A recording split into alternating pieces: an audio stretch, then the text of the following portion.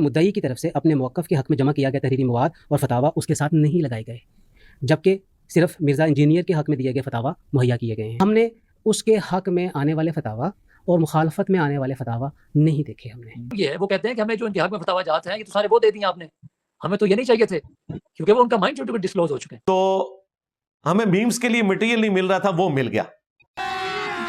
ابھی مزہ آئے گا نا بھیڑو۔ کونسل نے ملاحظہ کیا، چیئرمین نے نہیں، کونسل نے ٹھیک ہے، بیکاز ٹھیک ہے جی، ہم 20 کے 20 ممبر، سارے کٹھے جتنے بھی ممبر ہم اجلاس میں شریک ہوتے ہیں، وی آر کالڈ ابے جلدی بول، کل صبح پنویل نکلنا ہے۔ کونسل۔ ٹھیک ہے جی۔ کونسل نے ملاحظہ کیا کہ national cyber crime investigation agency NCCIA کے افسر کی طرف سے دفتر کونسل کو بھیجا گیا مراسلہ جانبداری کا تاثر دیتا ہے، اوکے، کیونکہ مدعی کی طرف سے اپنے موقف کے حق میں جمع کیا گیا تحریری مواد اور فتاوا اس کے ساتھ نہیں لگائے گئے، جبکہ صرف مرزا انجینئر کے حق میں دیے گئے فتاوا مہیا کیے گئے ہیں۔ اس کا جواب بھی انجینئر صاحب آپ کو دیں گے انشاءاللہ اینڈ پہ۔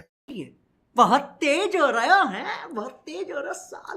نظریاتی کونسل نے یہ چیز دیکھنی ہوتی ہے کہ ہمارے پاس جو مواد آ چکا ہے اور آلریڈی پاکستان کے معتبر اداروں نے فتویٰ جات جاری کر دیے ہیں اور کیٹاگوریکلی کلیئر کر دیا اس مقدمے کو، انہوں نے کہا ہے کسی بھی طرح بلاسفیمی نہیں ہے، تو انہوں نے ان تمام ڈیفینس کو نہیں لیا۔ انہوں نے کہا چونکہ یہ جو تمام فتویٰ جات پیش کیے گئے ہیں یہ فتویٰ جات تو اس کے حق میں جاتے ہیں، ہمیں تو وہ فتویٰ جات نہیں چاہیے جو اس کے حق میں جاتے ہیں، ہمیں وہ فتویٰ جات چاہیے جو اس کے خلاف جاتے ہیں۔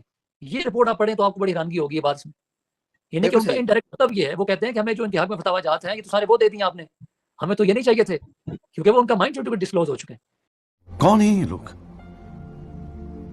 کہاں سے آتے ہیں؟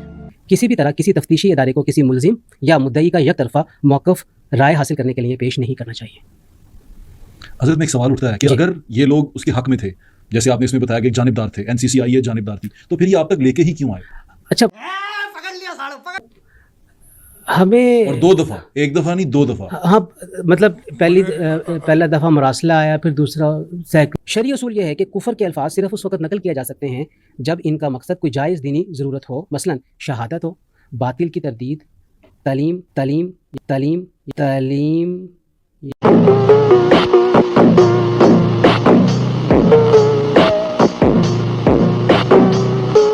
یا تنبیہ وغیرہ۔ بلا ضرورت ایسے کلمات دہرانا ناجائز اور بعض صورتوں میں سخت گناہ ہے، خصوصاً جب معاملہ حرمت رسول صلی اللہ علیہ وسلم کا ہو۔ مرزا محمد علی انجینئر کے کئی بیانات میں ایسے جملے موجود ہیں جو محض نقل کفر پر مشتمل ہیں، لیکن اور خاص طور پہ کوئی اوپینین جب مانگی جاتی ہے تو اس میں ایک کانٹیکسٹ ان کو لکھا جاتا ہے، کوئی پیراگراف، کوئی چند لائنس کے بتائیں کہ اس کے بارے میں آپ کی اوپینین کیا ہے، تو انہوں نے اس اوپینین کو دینے کے بجائے لکھ دیا کہ ماضی میں آپ کی ویڈیوز بھی آتی رہی ہیں اور یہ بھی آتا رہا ہے، مجھے بتائیں کہ کیا وہ ویڈیوز دیکھتے رہے بیٹھ کے یا ان ویڈیوز کے بارے میں آپ سے سوال کیا گیا؟ آپ سے کچھ پوچھا ہی نہیں گیا، تو آپ نے کیوں ایکسٹرا آرڈنری جا کے بھائی کیسی لگی؟ اس کے بیان کی خط کشید عبارت اوپر ہم نے 2 لائنیں خط کشید کی ہیں جس میں کرسچنز کے حوالے سے بات کی گئی ہے۔ اس کے ذاتی الفاظ ہیں، وہ کرسچن نے نہیں کہے، کرسچن نے نہیں کہے ہوئے، ذاتی الفاظ ہیں۔ ابھی بدت ہے بھائی، ابھی بدت ہے۔ اب ایک مقالے کی جانب آپ کی توجہ دلائیں کہ جو 2015 میں لکھا گیا کہ جب پوپ فرانسس نے یہ کہا کہ اسلام ایک پرامن مذہب ہے اور قرآن کی تعلیمات میں یہ قتل عام نہیں ہے، تو کئی مسیحی حضرات نے اس موضوع پہ قلم اٹھایا اور کہا کہ یہ سیاسی بیان ہے، اور اپنے لوگوں کے ایمان کو بچانے کے لیے انہوں نے بتایا کہ جو ہمارے سینٹس تھے، جو ہمارے بزرگ تھے، وہ رسول اللہ کے بارے میں اور مسلمانوں کے بارے میں کیا کہتے ہیں۔ اب آپ کے سامنے ویب سائٹ ہے 1 Peter 5 اور یہ مقالہ ہے کہ جس کا عنوان ہے واٹ ڈڈ دا سینٹس سے اباؤٹ اسلام، اور اس کے لکھنے والے ہیں اینڈریو بیزارڈ، اپریل 30 2015 کو لکھا گیا۔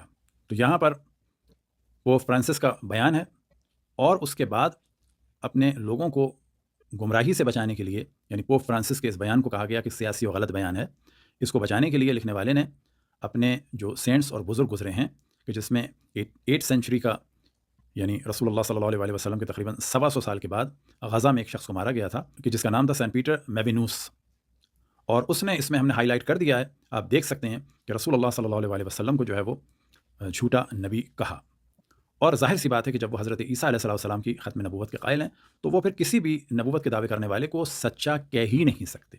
اب آپ کے سامنے جو حوالہ ہے کہ جان ڈیمسین کا ہے کہ جو 749 میں دنیا سے گئے اور تقریباً رسول اللہ صلی اللہ علیہ وسلم کے 117 سال کے بعد۔ اب یہ رسول اللہ صلی اللہ علیہ وسلم کے لیے کہہ رہا ہے کہ forerunner of antichrist, یعنی اینٹی کرائسٹ کا جو ہے یہ مقدمہ ہے یا پیش خیمہ ہے، اور اس کے بعد کہہ رہا ہے فالس پروفٹ نیمڈ محمد، یعنی جھوٹا بھی کہہ رہا ہے۔ اب کیا اگر اس چیज़ کو بیان کیا جائے تو کیا مسیحیوں کی جان کو خطرے میں ڈالنے کے برابر کہا جائے گا؟ نہیں، کیوں کہ وہ حضرت عیسیٰ کی ختم نبوت کے قائل ہیں، یہ ان کی ایک مجبوری ہے۔ ہاں، پبلک میں وہ کھل کے نہ کہیں، وہ ایک الگ موضوع ہے۔ یہی نہیں، ابھی اور سنیے۔ اب جو آپ کے سامنے حوالہ ہے، یہ ان کے ایک سینٹ ہیں ہیبیٹی نیوز جرمایا کے، جو 851 میں دنیا سے گئے، اور یہ اس میں کہہ رہے ہیں پریکارسر آف دا اینٹی کرائسٹ، یعنی رسول اللہ صلی اللہ علیہ وسلم کہہ رہے ہیں کہ جو پیش خیمہ ہے اور پیشرو ہے کس کا؟ اینٹی کرائسٹ کا، یعنی دجال کا۔ اب ان کے ایک ہیں بزرگ، وہ کہتے ہیں کہ جن کا نام ہے جارج، 1852 میں دنیا سے یہ گئے، یہ کہتے ہیں جو بھی ہمارے عقیدوں کو نہیں مانتا، we consider to be deemed, کہ اس پر اللہ کی پھٹکار ہو، اللہ کی لعنت ہو، اللہ کا عذاب ہو۔ تو یہاں سے پتہ چلا کہ بھئی یہ ان کا ایک نظریہ ہے، کیونکہ وہ حضرت عیسیٰ علیہ السلام کی ختم نبوت کے قائل ہیں۔ کوئی بات نہیں، ہم تو دوبارہ ٹرائی کریں گے۔ آج یہ لوگ جو ان کا دفاع کر رہے ہیں کہ وہ ایسا کچھ نہیں کہتے، آپ مجھے بتائیں کہ اس آڑ میں آپ ان کا دفاع کر رہے ہیں کہ اپنے ایک مسلمان کو آپ سولی پہ چڑھانے کے لیے ان کے دفاع میں لگے ہیں، کہ ان کے پورے عقیدوں کا دفاع کر رہے ہیں۔ ہزاروں پبلیکیشنز ہیں، ابھی آپ گوگل اسکالر میں جائیں اور گوگل اسکالر میں آپ یہ ورڈز لکھیں کہ how the Christian thinks about prophet صلی اللہ علیہ وسلم، تو آپ کے سامنے جو وہ تھیسز کھلیں گے اور جو آپ کے ریسرچ آرٹیکل کھلیں گے تو آپ یو ول بی شاکڈ۔ ان کو تکلیف وہ نہیں ہے، ان کے عقیدے سے کوئی تکلیف نہیں، پوری دنیا کو پتہ ہے کہ ان کا عقیدہ کیا ہے۔ تو یہ بات کہنا کہ فلاں کہتا ہی نہیں کہتا، کوئی بندہ اپنے منہ سے الفاظ نہیں بولے گا کہ ہم ایسا کہتے ہیں سمجھتے ہیں، وہ تو ان کے خلاف اٹھا کے 295 ان کو ڈال دیں گے۔ یہ تو گن پوائنٹ پہ کسی سے پوچھنے والی بات ہے۔ یہ ضمن ٹاپک ذہن میں آ گیا، اب اسی طرف واپس آئیں۔ اور پھر آخری مرزا انجینئر کا یہ بیان فساد فی الارض کو پھیلانے کا باعث ہے۔ اب دیکھیے پاکستان میں 40 لاکھ سے زیادہ عیسائی بستے ہیں، جی صحیح، بہت بڑی پاپولیشن ہے، ٹھیک ہے جی، 4 ملین، ابو 4 ملین۔ جی صحیح۔ جب یہ بات لوگ سنیں گے، لوگوں کے ذہن میں کیا بات جائے گی کہ عیسائی ہمارے نبی صلی اللہ علیہ وسلم کے بارے میں یہ تصور رکھتے ہیں۔ اس کے بعد پھر کیا ہوگا؟ کسی بھی جگہ پر بھی کسی مسلمان اور کرسچن کی کوئی آپس میں مڈ بھیڑ ہوتی ہے، آپس میں کوئی ان کی ٹاکرا ہوتا ہے، تو کیا بولا تو نہیں؟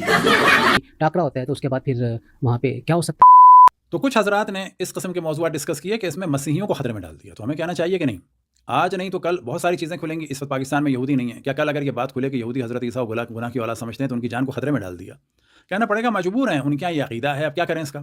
अरे बाप रे, ये तो धोती खोल रहा है। اسی لیے پاکستان کی مسیح برادری کو ایک مراسلہ بھیجا جائے گا جو تحریر طور پہ واضح کریں گے کہ مرزا محمد علی انجینئر نے شان رسالت محمد صلی اللہ علیہ وسلم کے بارے میں جو الفاظ کہے ہیں کیا ان کی مقدس کتابوں میں اور اجتماعی طور پہ ان کی یہ رائے ہے کہ نہیں۔ اس کے اینڈ پہ انہوں نے کہا کہ مسیح برادری سے پوچھا جانا چاہیے آیا ان کے عقیدے میں ایسا کچھ موجود ہے یا نہیں۔ اب جب پوچھا جانا چاہیے، ایک سوال انہوں نے چھوڑ دیا مستقبل کے لیے، تو پھر آپ نے فائنڈنگ کیسے دے دی اس چیز کے اوپر؟ تو آپ نے خود ہی اپنی چیز کو ان اٹینڈڈ چھوڑ دیا، اور چھوڑنے کے بعد آپ نے اس کو فیصلے کو بھی دے دیا۔ اور مولوی دی عقل ہی پوری جی ہوندی جے۔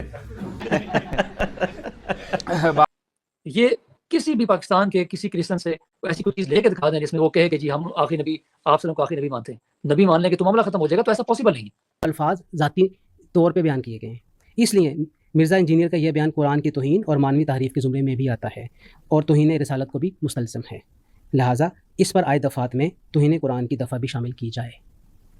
آپ نے یہ سفارش کی ہے کہ اس توہین قرآن کی شامل کی جائے۔ دیکھیے ہمیں کہا گیا کہ کلمات کو دیکھیں، ہم نے اسے کلمات کو دیکھیں، ہم نے اس کے حق میں آنے والے فتاویٰ اور مخالفت میں آنے والے فتاویٰ نہیں دیکھے۔